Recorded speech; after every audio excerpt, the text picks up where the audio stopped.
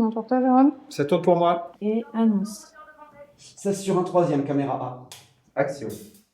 Bienvenue dans les podcasts de Transcom. Avec Jérôme Galliose, Et Julien Pichard, nous sommes réalisateurs mais aussi producteurs et on vous parle de ce qu'on filme de ce qu'on vit. et de ce qu'on retient.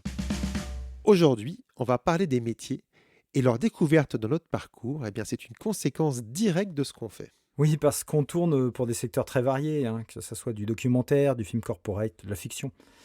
Et à force, on rencontre des gens qui n'en auraient jamais croisé autrement. Ça va du verrier à l'horloger, du DRH au vendeur en magasin. Et ce qui est étonnant, c'est que cette diversité donne accès à des métiers dont on connaît souvent que le nom. Par exemple, c'est quoi un contrôleur de gestion? Comment se passe un SAV? Qu'est-ce qu'on fait dans un service juridique? On entend parler de ces postes, mais on n'en mesure pas les enjeux, ni les compétences. Et parfois, on tombe sur des métiers plus spectaculaires. Je pense à ce tournage dans une aciérie avec des hauts fourneaux. Visuellement, c'était dingue. Tu as des godets de plusieurs tonnes de métal en fusion, de la chaleur, des gens en combinaison renforcée.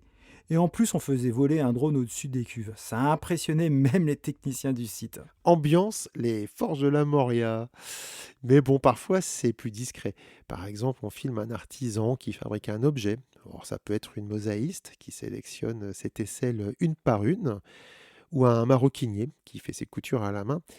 Des gestes d'apparence simples, car exécutés avec une maîtrise due à une longue expérience. C'est ça qui revient souvent. Ce qu'on filme, c'est autant un geste qu'une personne. Et puis, il y a les métiers qu'on croit connaître.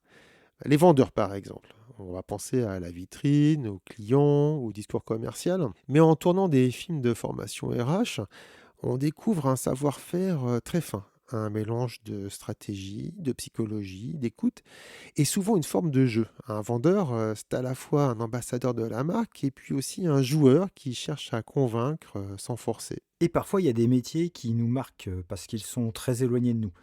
Moi, le métier de vendeur, j'aurais du mal à le faire. Mais en filmant, je comprends ce qui est en jeu et ça change le regard. Ce qu'on comprend aussi, c'est que l'état du travail en France est plus nuancé que ce qu'on entend souvent. Ça tranche pas mal sur les discours tout faits. Ce que les tournages nous ont appris, c'est qu'un métier, c'est pas qu'une fiche de poste. C'est un point d'entrée vers une personne, une équipe. Et c'est là qu'on perçoit les limites de l'illusion de pouvoir compartimenter sa vie. Ouais, on n'est pas dans Severance, la série où il installe une puce pour séparer artificiellement le travail et le reste de la vie. Dans la vraie vie, le travail déborde. Il façonne des manières d'être, de penser, de se projeter. Et quand on l'aime, eh ben on finit par faire des podcasts dessus. Merci de nous avoir écoutés. Pour les prochains épisodes, c'est simple. Suivez-nous sur transcom.tv. Et rendez-vous très bientôt pour la suite. Coupé.